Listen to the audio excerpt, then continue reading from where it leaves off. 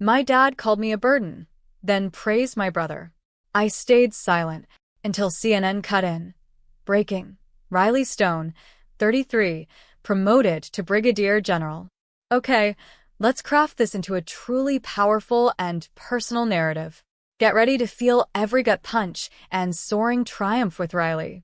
My own father, at a family celebration, called me a burden, then toasted my brother for bringing honor to our name. The words cut deep, leaving me hollowed out, but I bit my tongue until, in a twist that left everyone breathless, CNN flashed across the screen, declaring my promotion to Brigadier General. It was a sweltering July evening in Missouri, the kind where the air just clings to you and the smell of hickory-smoked ribs feels baked into everything. Our family ranch was all dressed up, looking like a postcard, patriotic bunting, red checkered tablecloths, everyone sipping Budweiser, kids running wild between hay bales. A real Norman Rockwell scene, you know? Except I felt completely, utterly out of place. There I was, in my dusty flannel shirt and faded jeans, boots still caked with mud from the base. I stuck out like a sore thumb among the designer polos, sundresses, and those perfectly manicured smiles. Meanwhile, my older brother, Liam, Captain Liam Stone, was practically glowing in his custom-tailored Navy suit.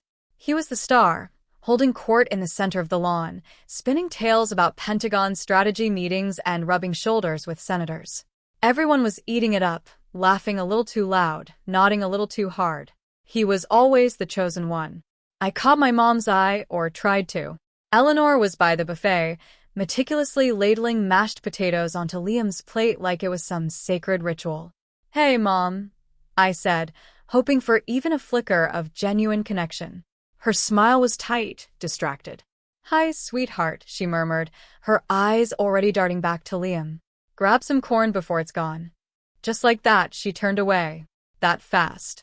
Then, my dad, Harrison Stone, rose from his chair, a glass of Four Roses bourbon in his hand. The entire yard fell silent. His voice, thick with years of command and what always felt like utter arrogance, boomed across the gathering. "I'd like to make a toast." Every single head turned. Phones dropped. Conversations died. He lifted his glass high, his gaze locked directly on Liam. "To my son, Captain Liam Stone, a man who carries the Stone family legacy with honor and brilliance." The applause was deafening. Whistles, cheers, a suffocating wave of pride soaked the air. And then he turned to me. Our eyes met for just a second, but his were ice cold, assessing, completely empty. He cleared his throat. "And my daughter, well," he added, his voice dripping with utter dismissal, "her choices are her own burden to carry." That was it. No name. No glass raised. Just a verbal knife that sliced through the lingering cheers, sharp and devastating. The silence that followed was so profound, so utterly heavy, it was louder than any explosion I'd ever heard in combat. Even the crickets went quiet. My stomach turned to a solid, cold stone. My breath caught in my chest. I just stood there, suddenly hyper-aware of every single gaze. The neighbor's kid with his jaw dropped mid-hot dog bite, the way Liam grinned smugly into his drink. I just wanted to vanish. Then came the twist of fate no one, absolutely no one, expected. The outdoor bar's flat-screen TV, which had been idly playing baseball highlights, flickered and snapped to a Fox News special bulletin. The host's voice was somber. "We've just received confirmation from the Department of Defense." My heart stopped dead. The screen filled with the Pentagon's seal. Then my photograph. Full Army combat uniform. My face, my name, my rank. The cheer in red. Breaking, 33-year-old Major General Riley Stone. The strategic mind behind global AI counteroffensive. The silence was absolute. No one clapped. No one cheered. My father's bourbon glass trembled in his hand, the amber liquid shivering with it. The pride, the carefully constructed facade in his eyes, drained away like a faulty dam. And me? I didn't smile. I didn't bask in it. I felt nothing. Or rather, I felt too much. A wild, chaotic flood of rage and sadness and vindication, all battling to rise. but mostly, it was a hollow pit in my chest, like I just jumped from 10,000 feet without a parachute and was still falling. They saw me now, but not as a daughter. Only as an anomaly. And still, not a single person said a word. As I stood there, frozen, my fingers clenched involuntarily around the condensation-slick bottle of water I hadn't even realized I was holding. No one met my eyes. Not my uncles, not my cousins, not even the neighbor whose son I'd once pulled out of a flipped pickup during a flash flood. Everyone looked at the ground, at their drinks, anywhere but me. The TV kept playing my name again, this time with a scrolling headline about my contributions to the International Task Force Against Rogue AI Combat Systems. But no one commented. Not a single. That's incredible. Or, I had no idea. Just silence. I turned and walked toward the house. My boots thudded against the wooden porch, each step feeling heavier than the last, like the weight of every year I'd spent fighting. Not just wars abroad, but for space to breathe in my own family. I passed the picture wall in the foyer. Photos of Liam at West Point. Liam shaking hands with politicians. Liam standing next to Dad, and a new truck. My face was nowhere. In the kitchen, I stared at the counter. My mother's strawberry pie sat there, untouched. I had made that pie. I'd brought it, hoping maybe, just maybe, it would earn a small moment of warmth, a question of who baked this deliciousness. But no one had asked, and now it sat like me, unnoticed. Behind me, the back door creaked. I didn't turn. I didn't have to. You didn't have to storm off, my mother's voice said, soft and full of tension. I didn't, I replied, barely above a whisper. I walked. She sighed. Your father, he didn't mean to hurt you. I let out a bitter laugh. He didn't even say my name, Mom. She didn't answer. Just stood there, probably wringing her hands the way she did when she couldn't fix something without breaking something else. I'm a general, I said finally, the words heavy with years of unspoken frustration. I've led missions that saved thousands of lives. But I'll never be enough, will I? You don't have to prove anything to us, she said. But I did, and I do, and I think I always will. She stepped closer, but I backed away. I wasn't ready. Not tonight. That's when I knew. This wasn't just a bad night. This was the blueprint. This was who they'd always been. And I was done asking for space at a table that had been set for someone else's success. The bourbon glass in my father's hand trembled when the TV announced my name, but my own hands were steady. That kind of shake, of surprise, of disbelief? I'd experienced it at 23, not 33.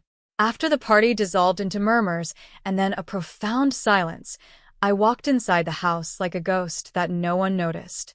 The crickets returned outside. The laughter was gone. I climbed the stairs, each step groaning under my boots, but no one called after me.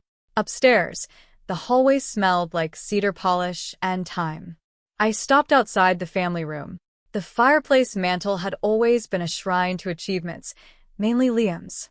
But for a few years, there had been one frame that broke the pattern. A photo of me on graduation day, from airborne school. Sweat on my brow, mud on my uniform, eyes lit up with a pride I hadn't felt in years. It was gone. In its place, a polished photo of Liam in a dark gray suit, grinning next to a U.S. senator. I stepped closer. Not a speck of dust. Freshly cleaned. Revered. I called out, Mom. She appeared at the end of the hallway, holding a tray of empty glasses. Where's my picture? I asked. My voice wasn't angry. It was too flat for that. Oh, she said too quickly. I put it away. It was getting dusty. Put it where? In the storage. Somewhere downstairs, I think. Don't worry. Somewhere, I repeated. Like me. Somewhere. Her eyes didn't meet mine. She vanished down the stairs without another word. That's how I found myself in the attic 15 minutes later. Flashlight in hand, climbing into a suffocating heat and thick shadows. The door creaked open, revealing a space that smelled like dry wood, old paper, and everything no one wants to remember. I had to duck to avoid low beams. Dust danced in the beam of my flashlight. I searched box after box, holiday decorations, Liam's childhood trophies, even an entire tub labeled Thanksgiving linens.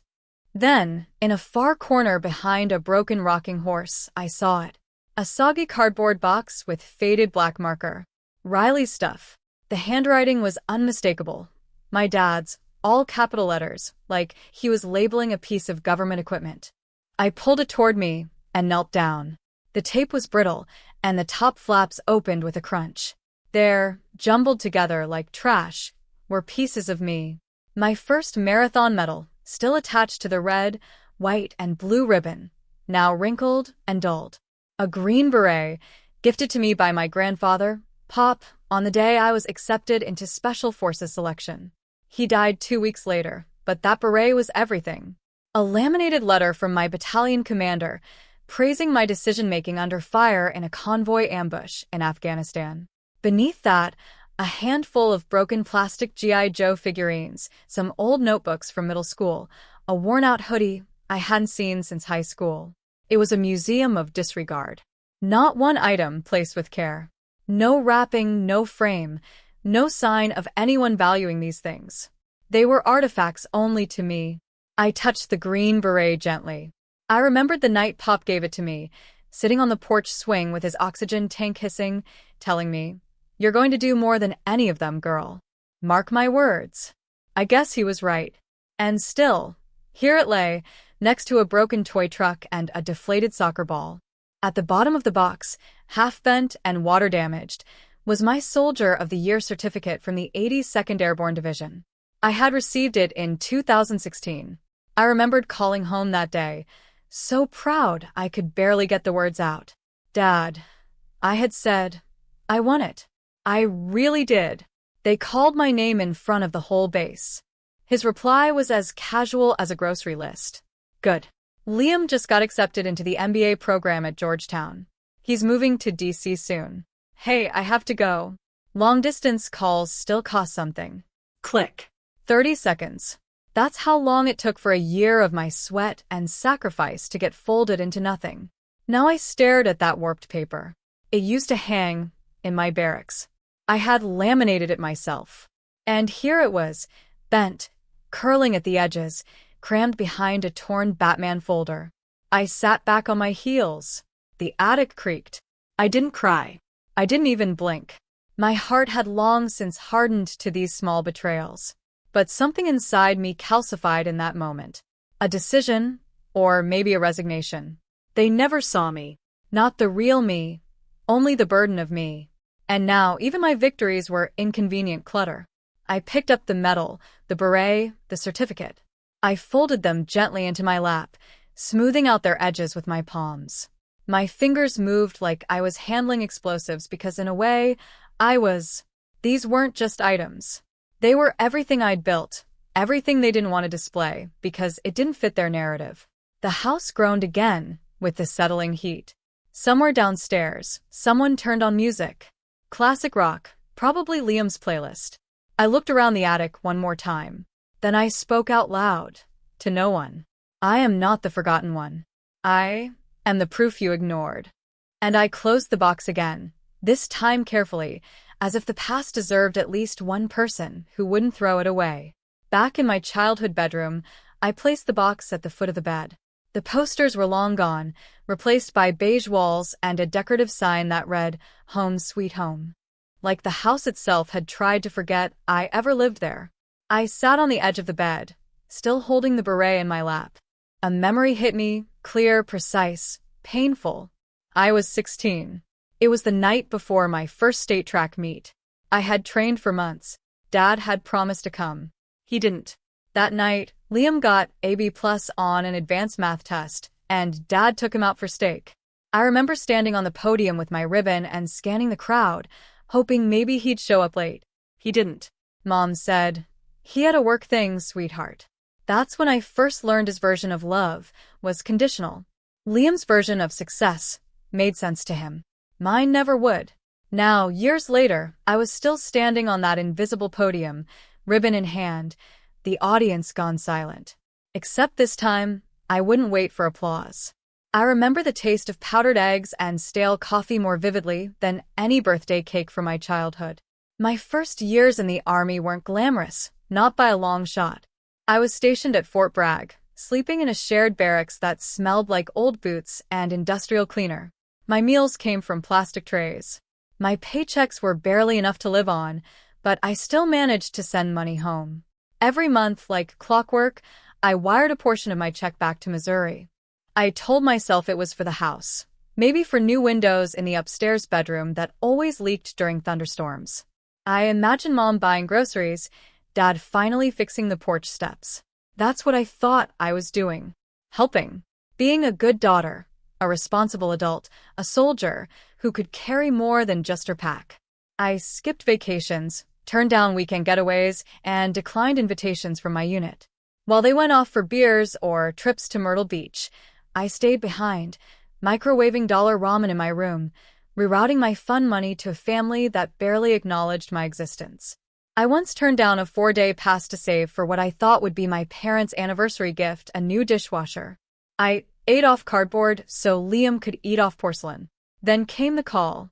It was a Sunday afternoon, the kind where I let myself indulge in a second cup of coffee and half a chapter from a Clancy novel. Mom called while I was folding laundry. Her voice was cheerful, rushed. "Thanks for the money, honey," she said. Liam looked amazing in that Armani suit. Fit him like a glove. Perfect for the New York trip. The networking went great, by the way. You should have seen the photos. At first, I didn't understand. I actually smiled like an idiot. What photos? Oh, from the mixer, that rooftop event at the Empire Hotel. We wouldn't have managed the flights and hotel without your help. My hands froze mid-fold. You used the money I sent for Liam? I asked slowly, the words heavy in the air. Well, she said, hesitating for the first time. He really needed to look sharp. These opportunities don't come around twice. I don't remember much of the rest of that conversation. I think I made an excuse and hung up. My heart was thumping so loudly I could hear it in my ears. The room spun slightly. I had lived off dollar store groceries, passed on replacing my worn boots, rationed toothpaste toward the end of the month so my golden boy brother could wine and dine in Manhattan. I sat on the edge of my bunk and stared at the floor for a long time. It felt like the oxygen had been drained from the room. That was the moment something snapped. Not in rage, not in drama, just finality. I never said a word about it to them. I just stopped sending money. No explanation. No fight. Just silence. Weeks later, the phone rang again. It was my father. "Riley," he barked. "Since when did you become selfish? Cutting off support to your own family. Do you think you're too good for us now?" I held the phone a few inches from my ear. His voice was familiar, commanding, entitled, like I owed him a report. I brought it back to my mouth and answered, calm and cold. "I'm just learning from the best, sir." Then I hung up. That was the first boundary I ever drew. No arguments, no rebuttals, just a quiet wall built brick by brick from every ignored sacrifice. It wasn't revenge. It was clarity. Years later, I'd come across a quote by General Patton, "Accept the challenges so that you can feel the exhilaration of victory." That day, the challenge wasn't war. It was knowing when to stop giving to people who saw me only as a pipeline, never as a person. I stopped buying steak dinners for a man who never once asked if I was eating. The strangest part? No one followed up. No one asked why the money stopped. No apology, no acknowledgement. Just a void where expectation used to be. At first, I felt guilty. I'd wake up at night thinking maybe they were struggling. Maybe I was punishing them too harshly.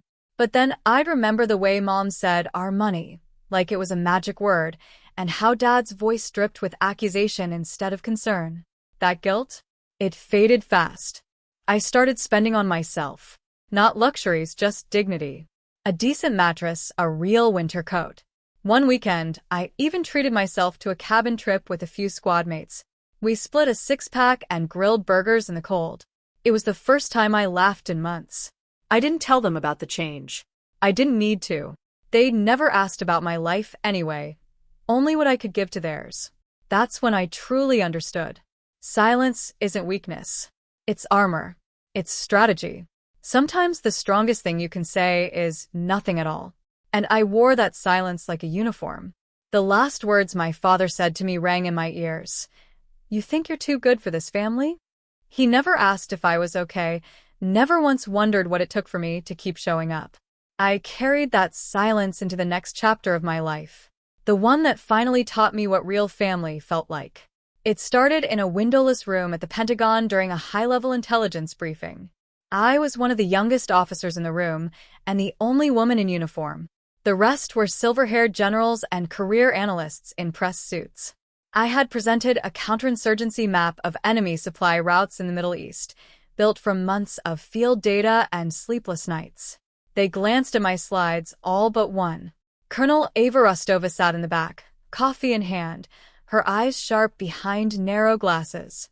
When the meeting ended and most of the men murmured generic feedback, she stayed behind, walked right up to me, handed me a fresh cup of black coffee, and said, "You've got a strategic mind most people spend 3 decades trying to build." I blinked. "Thank you, ma'am." "Don't let them reduce you to a parachute and a pretty salute," she added, then walked off. That was the first time I felt seen. Not as a stone. Not as a woman trying to measure up to her brother.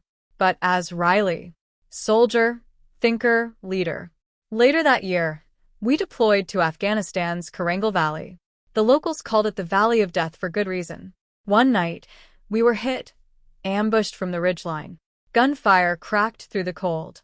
We were ordered to fall back immediately, but behind a large outcrop, pinned down and bleeding, was Sergeant Cole Matry. His leg was shredded. Radio chatter erupted. "Leave him. Too risky." But I saw his eyes through the dust. Not fear. Trust. "Cover me." I barked, breaking formation. I led 2 soldiers through open fire, low-crawling and pulling Cole inch by inch until we got him out. That night in the field hospital, Cole was groggy from morphine. I sat on the edge of his cot. He pulled a crushed chocolate bar from his vest and broke it in half, handing me the bigger piece. "Thanks for not leaving me behind, Major," he whispered. I smiled. "You would have done the same." He shook his head slowly. "Not everyone would have. But you did." That bar was half melted, tasted like chalk, and remains the sweetest thing I've ever eaten. Over time, I came to realize, family wasn't who raised you. It was who showed up in the fire. It was early mornings spent sipping bitter instant coffee with tired teammates who hadn't slept, but still asked if you were okay. It was the silence after a failed mission, when someone squeezed your shoulder without saying a word. It was the unspoken pact. "I'll carry you when you can't carry yourself." That's what they gave me. What my real family never could. Then came the letter sent to my APO. Handwritten in that sharp, arrogant cursive I knew too well from Liam. For a split second, I let myself hope. Maybe he'd changed. Maybe he finally cared. But no. He wrote to ask me for a favor. Said he was trying to get an invite to the U.S. Army Association Gala in D.C. Thought maybe I could pull some strings as a senior officer. Not a single word asking if I was safe or alive. Just a request. Another transaction. I folded the letter slowly, walked it to the burn barrel behind our tent, and dropped it in. It flared up in an instant. Bright. Empty. Gone. That night, Cole tossed me another chocolate bar. "Mail call?" he asked, half grinning. I nodded. "Junk mail."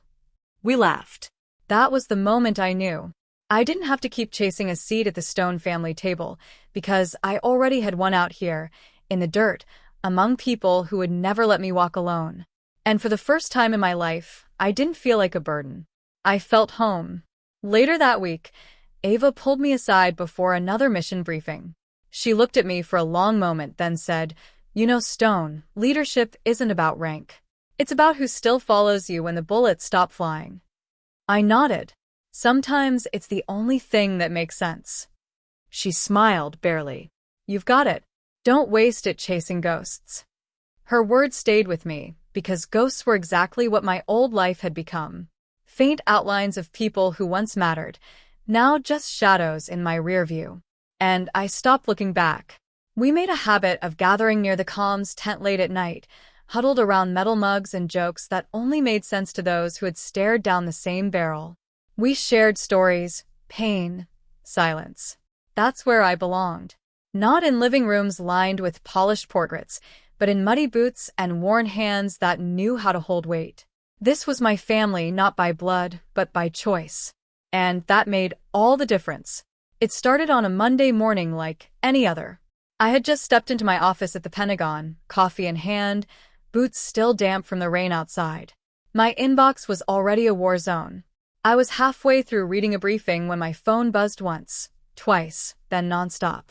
Something was wrong. I looked up. A few colleagues were staring at me across the hallway, not curious, but deeply concerned. Ava Rostova appeared at my door. No words, just a look. She nodded toward the break room.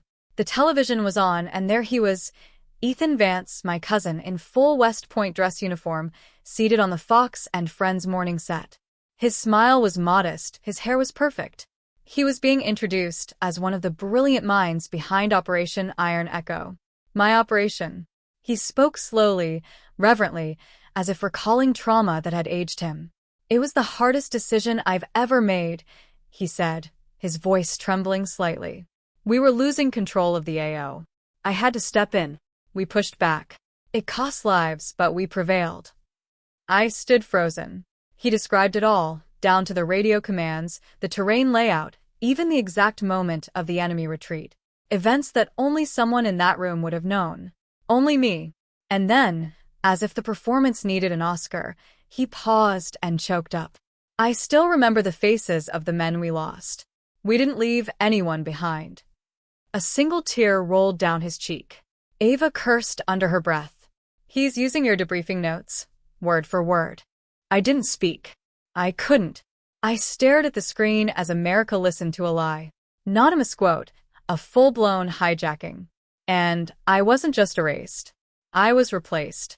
The moment the segment ended, I stepped into the hallway and called my father. He picked up after one ring. Riley, he said, like nothing had happened. You saw the interview? I asked, my voice barely a whisper. Of course, he said. Ethan did great. Polished, confident. The country needs heroes like him. I felt my throat tighten. That was my operation. He took my work, my decisions. He sighed. Look, I told him he could go ahead with it. He needed a boost for his future. This helps the family image. You're already a general. What's the harm in sharing the spotlight? Sharing? He stole it. You're being selfish, he said. Don't make this about ego, Riley. Ego. I nearly dropped the phone. To him, this wasn't betrayal. It was strategy. A brand. And I was just a pawn in the Stone family's legacy campaign. Goodbye, Dad, I said, and I hung up. For a few minutes, I just stood in the hallway, my mind roaring with static. Then my phone buzzed again. A colleague sent me a link. An article just published on a respected military blog, titled, Inside Iron Echo, the Rising Star of Military Intelligence. There was a photo of Ethan, cropped perfectly to show his academy ring and commendation badge. The piece praised his unparalleled tactical instincts and cited sources inside the Pentagon, who confirmed his heroism during the operation. Sources? I didn't need a name. I recognized the cadence of the sentences, the way the quotes were shaped. Liam, my brother, the public affairs golden boy, had planted this story. He knew how to work the media, how to bury credit and inflate fiction. He didn't just help Ethan. He orchestrated the narrative. I read it again. One phrase stood out. While senior officers remained hesitant, Lieutenant Vance took bold action. That wasn't just a lie. That was a dagger. I slammed the laptop shut and clenched my fists.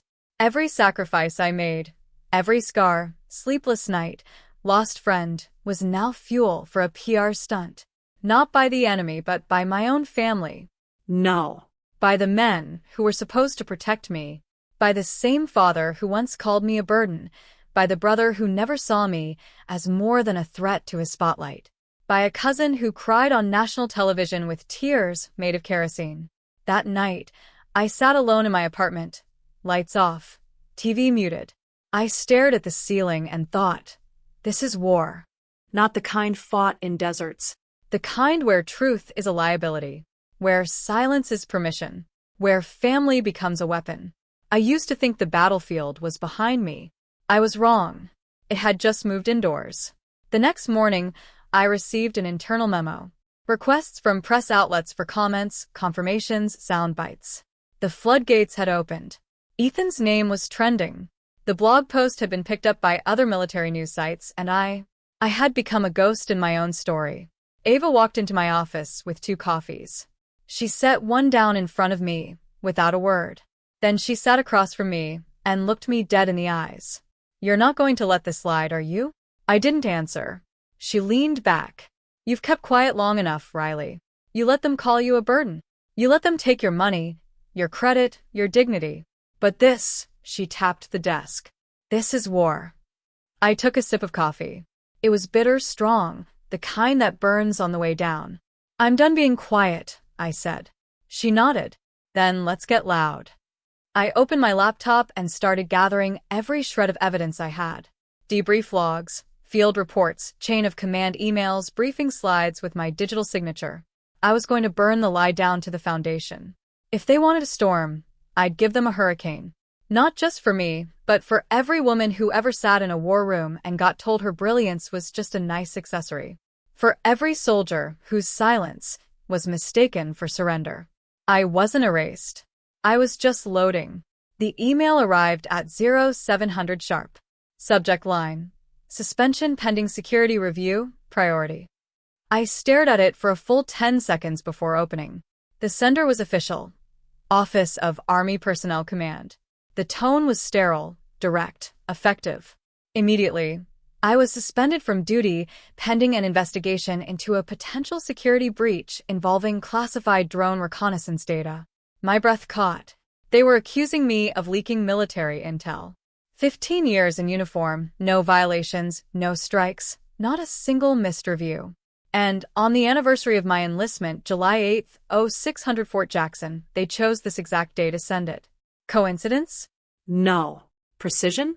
The attached PDF outlined the charge: breach of Category 1 security protocol. The name signing off at the bottom wasn't real, but I recognized the alias. MJR Delta. A ghost signature used by high-level clearance staff. Only a handful of people could authorize this kind of action. One of them was General Adrian Kincaid. He'd hated me since the Kabul intel shakeup. I exposed a flaw in his drone command model. Cost him 2 contracts and a promotion. And now he was backing Ethan, my cousin, the man who stole my operation. This was retaliation wrapped in protocol. A kill shot by spreadsheet. My hands clenched around the mouse. They weren't just trying to silence me. They were going to bury me. I sat motionless in my empty office. Outside, DC traffic droned like nothing had changed. But inside me, something snapped. Not like a twig, like steel under pressure. The kind of break you don't hear until the damage is irreversible. For years, I'd stayed quiet. When my father called me a burden. When Liam drained my paycheck for Armani suits. When Ethan cried fake tears on national television with my war story in his mouth. I swallowed it. But this wasn't family politics. This was erasure. Institutional, deliberate, coordinated.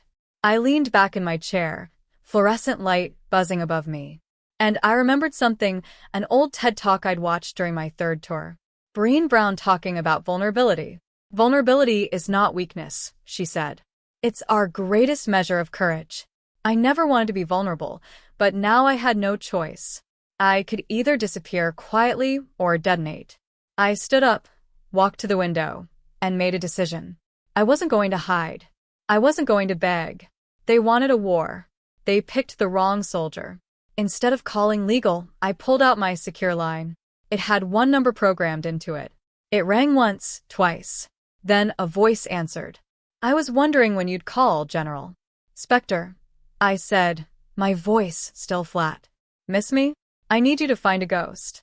Code name MJR Delta." There was a pause, then a laugh. Low, amused. "Target acquired," he said. "What's the plan?" "We expose them. Every message, every access point, every shell company they use to funnel this garbage. I want the chain of command. Full thread. And when we find it," I looked out the window. The Capitol dome glowed faintly in the heat haze. "Then we burn it down." That night, I didn't sleep. I wrote. Not a resignation. A war map. I listed every officer who could have authorized the fake report, every known alias tied to Concade. I dug through old comm logs, pulled favor strings with 2 intel contacts, and sent encrypted pings to former comrades who owed me more than drinks. By 0300, Spectre sent back his first hit, a shell server in Arlington, pinged from an IP inside the Pentagon. They hadn't even tried to hide it. Sloppy. Arrogant. Typical. By morning, I had the beginnings of a dossier, names, timelines, logins, and a simple, terrifying realization. This wasn't just about me. It was about a system that chewed up its best and handed medals to the ones who smiled best on TV. I thought about every soldier who'd been quietly pushed aside. Every woman who got labeled too emotional after speaking truth. Every enlisted man whose ideas were stolen by a superior with better connections. This was bigger than Riley Stone. This was rot, and rot spreads unless you cut it out. To those of you listening right now, some of you know exactly what this feels like. You've given everything to a job, a system, a family. And when it suited them, they tossed you aside. I want you to hear me when I say this. Silence is not the same as peace. Sometimes silence is the slow death they want for you. I'm done being quiet. And if they want to know what happens when you corner a soldier, they're about to find out. The next day, my access badge was revoked. I was escorted out of the Pentagon like a criminal. No announcement, no chance to speak. Just a quiet walk past people who used to nod at me in the hallway. Eva Rostova was waiting outside. She handed me a manila envelope without saying a word. Inside were notes she'd taken during the last intel briefing, time-stamped, initialed, with my contributions highlighted. Her message was clear. I see you. It was more than my family had ever done. I nodded, whispered, "Thank you," and walked away. By nightfall, I had moved my operations to a secure workspace Spectre provided in an underground server farm outside DC. We set up dual screens, live comms, and encryption layers even the NSA would blink at. "We're not hacking," I told him. "We're restoring the truth." He just grinned. "Whatever helps you sleep, General." But I didn't sleep. Not yet. Because I knew the storm hadn't peaked. It was just beginning. The room was dark except for the pale green glow of 6 monitors. Arlington, Virginia. One of Spectre's many nests. He worked like a machine. No music, no coffee, no unnecessary words. Just the rhythm of fingers across keys and the occasional muttered curse. "Someone got lazy," he said. I leaned forward. "What did you find?" "They copied your biometric ID, used a clone on the internal Pentagon net, but whoever did it left a breadcrumb." He pointed to a screen. Login events traced to a static node inside Concade's office. Military IP. Not a proxy. I exhaled sharp and short. So, he didn't just approve the suspension. He executed the breach. Spectre nodded. And it gets better. He brought up an encrypted email string. The header was familiar. Millant's suffix. Concade's digital signature. But the recipient? Ethan Vance. I said aloud. Subject line. Narrative coordination. Operation Iron Echo. Spectre decrypted the body. In exchange for public cooperation with media exposure, Spectre read, "You will be granted a classified clearance slot in Military Intelligence Command contingent on confirmation of public engagement outcomes." I closed my eyes for a moment. It wasn't just about stealing a story. It was a trade deal. My operation for Ethan's promotion. I felt my jaw tighten. "Keep digging," I said.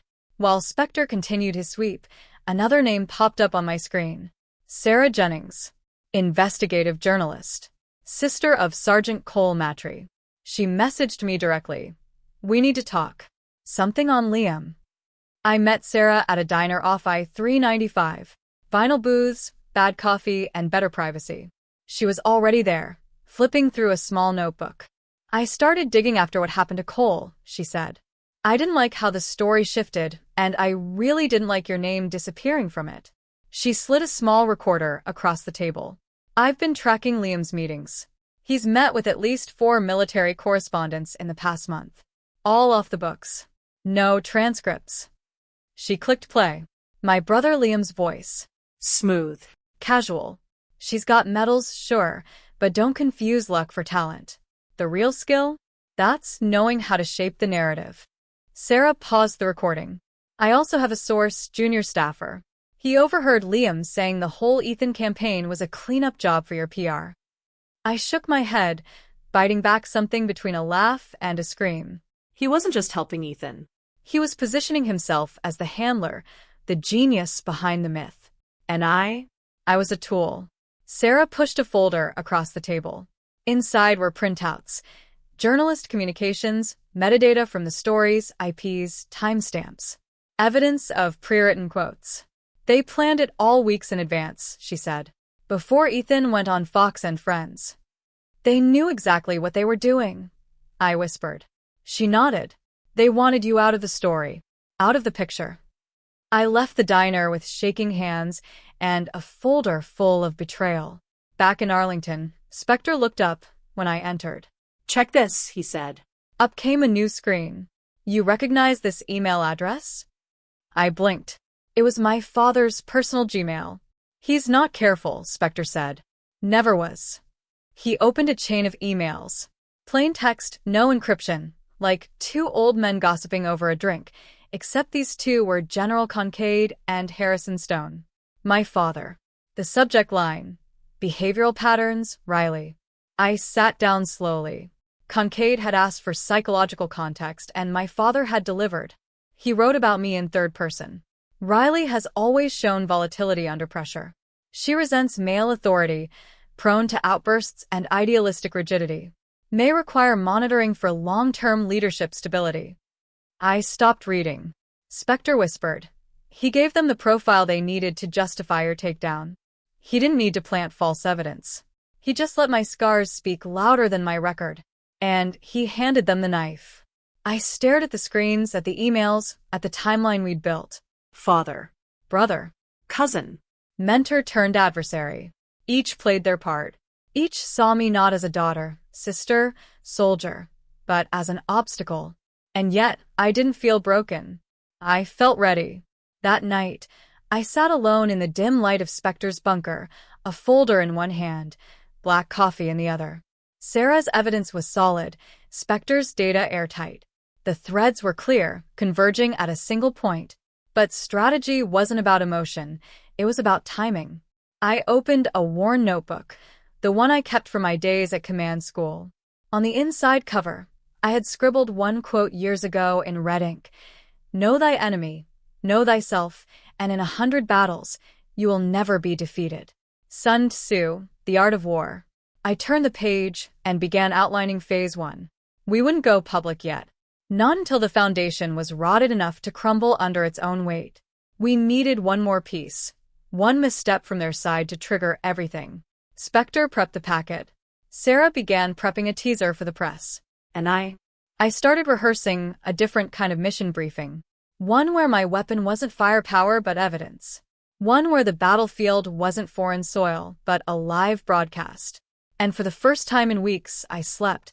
Not out of exhaustion, but resolve. The hearing room was packed. Capitol Hill. Committee on Armed Services. C-SPAN cameras live-streamed everything.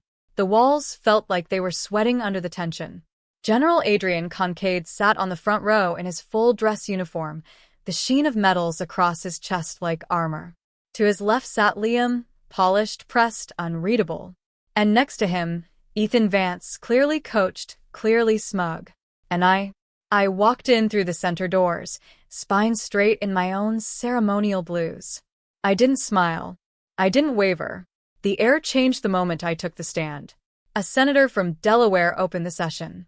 General Riley Stone, you've requested this opportunity to respond to serious allegations. The floor is yours. I nodded once and adjusted the mic. For 15 years, I served this country in silence. I planned missions, protected lives, and accepted the cost of wearing this uniform. I never asked for recognition. I only asked for truth. But truth, it seems, was inconvenient. I paused. The room didn't breathe. And now I will show you exactly why I was suspended. Not because of wrongdoing, but because I knew too much. I motioned to the staffer. The first video appeared on the large screen behind me. It was Ethan on Fox and Friends, describing the Iron Echo mission. Polished. Scripted. Full of dramatic flair. Then I played the mission audio. Black box feed from our operation in the field. My voice barking orders, coordinating airstrikes, saving Sergeant Matri's team under live fire. There was no Ethan. Only me. A murmur rolled through the gallery. I raised my hand for silence. Ethan Vance was never on that mission. He told a story that wasn't his and sold it to America. Kincaid's jaw tightened. He didn't act alone. Another slide appeared. Email exchanges between Kincaid and Ethan. Promises of a future position in military intelligence tied to Ethan's public cooperation. He was bribed, I said, to lie in exchange for a career. I saw Ethan glance sideways, his hands fidgeting. Let's move on to Liam Stone, I continued, Senior Public Affairs Officer at the Pentagon. I tapped the clicker. On screen, metadata showing Liam's private meetings with key defense journalists, time days before their articles published, citing anonymous sources discrediting my work. I played the audio. My sister, she's got medals, sure, but don't confuse luck for talent. The real skill? That's knowing how to shape the narrative. Liam didn't flinch. I did not blink. Then came the final blow. I want to turn your attention to this correspondence, I said, my voice razor sharp. Up came the email string from my father, Harrison Stone, to General Kincaid. No encryption, just cold, precise language. Riley has always demonstrated volatile emotional patterns, resists male leadership, prone to acts of insubordination, cloaked in moral righteousness. I let the words hang. He didn't defend me. He armed my enemies. A long pause. No one in the room moved. I turned away from the screen, faced the panel. Senators, these were not investigations. They were assassinations of character. Strategic, calculated, and political. This was not oversight. This was orchestration. The committee chair, an older Republican from Arizona, leaned forward. General Stone, are you saying that the suspension was retaliation? I'm saying it was theater, I replied. And they forgot who taught drama in this war. The room cracked. Some quiet chuckles from press. The rest still stunned. I closed my folder. I faced General Kincaid.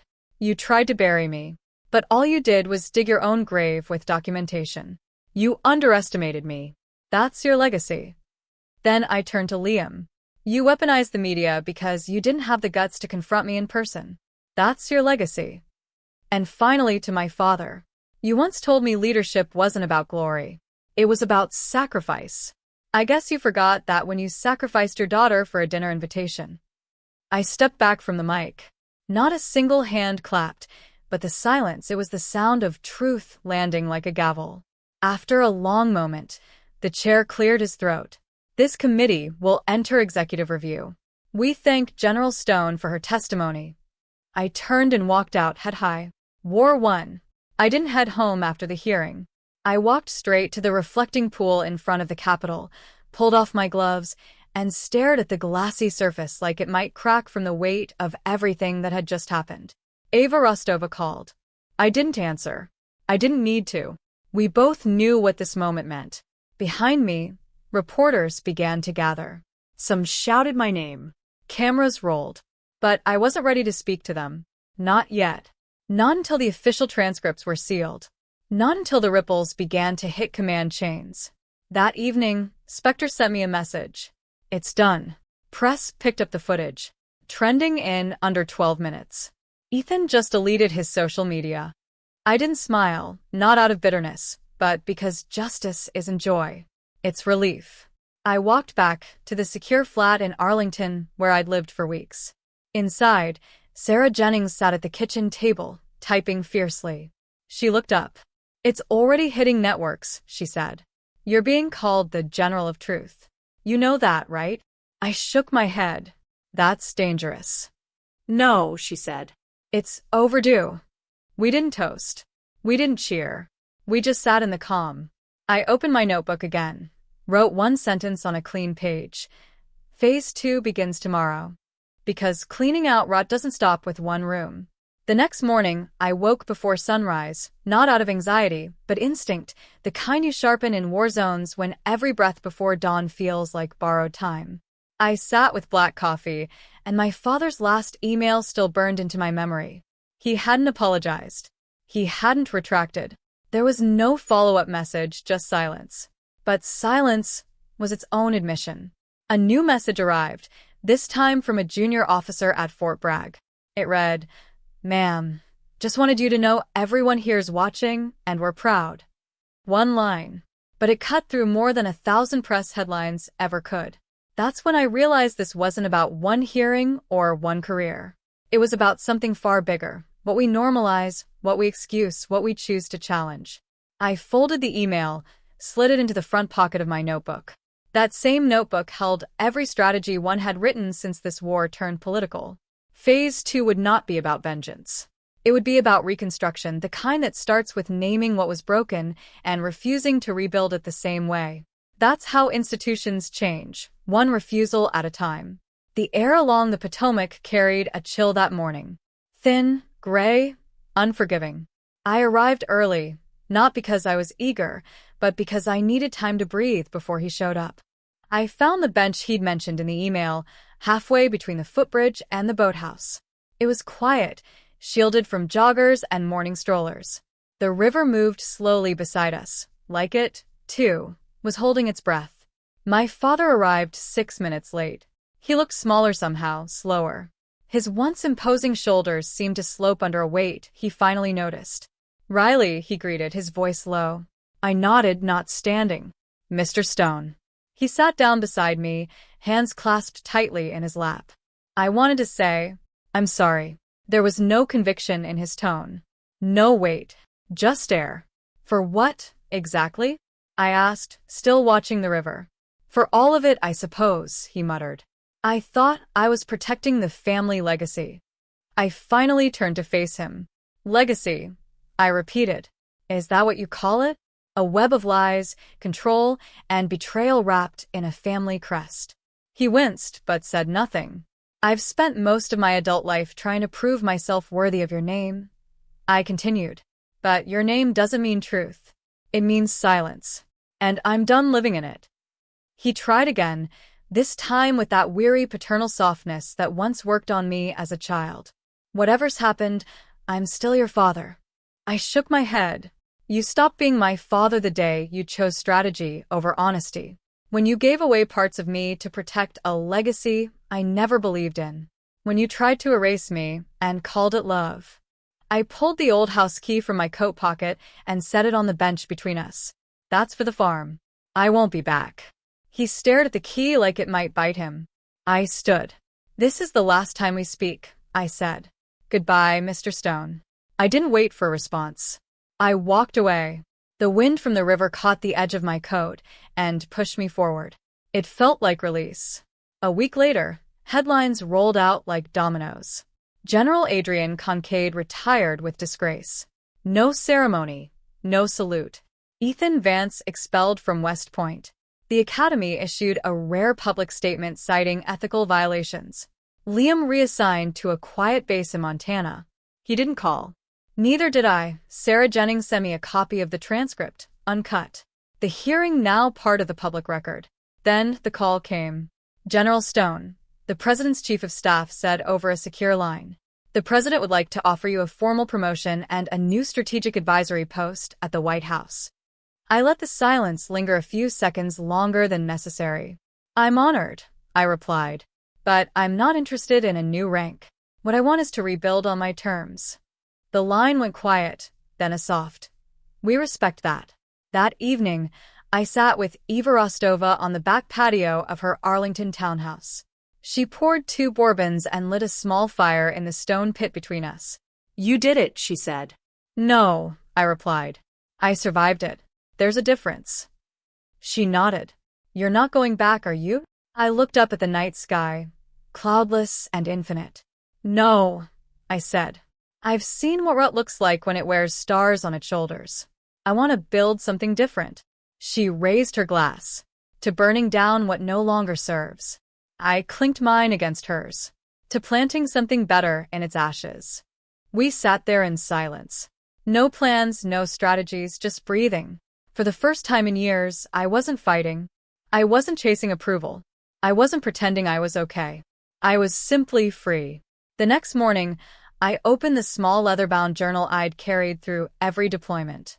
Most pages were filled with coordinates, strategic sketches, fragments of field intel. But now, I turned to a fresh page. At the top, I wrote, "What does a life look like when it's built from truth?" I didn't have an answer yet, but I knew the old answers, the ones handed down by my father, by the institution, by the silent code of duty above all, were done. I reached out to Jax that afternoon. He was already working on something new, a digital archive for whistleblowers inside the defense system. Anonymous. Encrypted. Ironclad. "You in?" he asked. "More than in," I told him. "I'll fund it myself." He whistled low. "Damn, you're not playing around." "No," I said.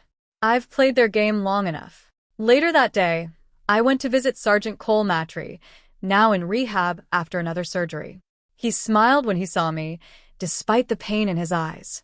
"You took down giants," he said. "With words." I shook my head. "With truth." He nodded. "Same thing." Before I left, he handed me something wrapped in cloth. It was his unit patch, faded, scorched on the edge. "I want you to have it," he said, "because you didn't leave me behind. Ever." I swallowed hard and slipped it into my coat. That night, I sat by the window with my notebook open again. This time I wrote, "Let them inherit ashes. I'll inherit clarity." I didn't go back to the Pentagon. I went home. Not to the Stone family farm. I had left that behind with the old key and the ghosts that never learned how to let go. Instead, I bought a modest piece of land on the edge of Jefferson County, Missouri. Acres of oak trees and open sky, far enough from the past, but close enough to rebuild something honest. That's where I founded the Stone Institute for Honorable Leadership. The name wasn't about pride. It was reclamation. I was taking back the word stone, not for legacy, but for foundation. The Institute became a sanctuary not of silence, but of voice.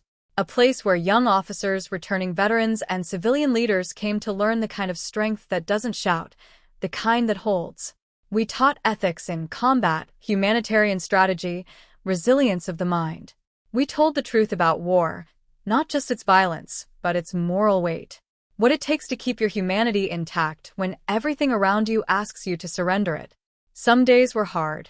There were faces in those lecture halls that reminded me of my own reflection a decade ago, tight-jawed, closed-hearted, trying not to drown in invisible wounds. But then someone would stay after class, ask a question, cry, laugh, offer a story, and healing would begin. Not from me, but from the space we'd made together. One overcast afternoon in early spring, my mother showed up. I was kneeling in the memorial garden, pulling out winter weeds, when I saw her brown boots step onto the gravel path.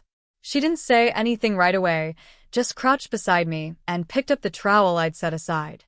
We worked in silence, the kind that wasn't empty this time, but willing. When the last flower bed was cleared, she reached into her coat pocket and placed something in my palm. My first marathon medal, the one I thought they'd thrown away. It was polished, smooth, like it had been waiting. "I'm sorry," she whispered. "I wasn't brave." I didn't say anything. I didn't need to. I just closed my fingers around the medal and nodded. I wasn't forgiving her for the past.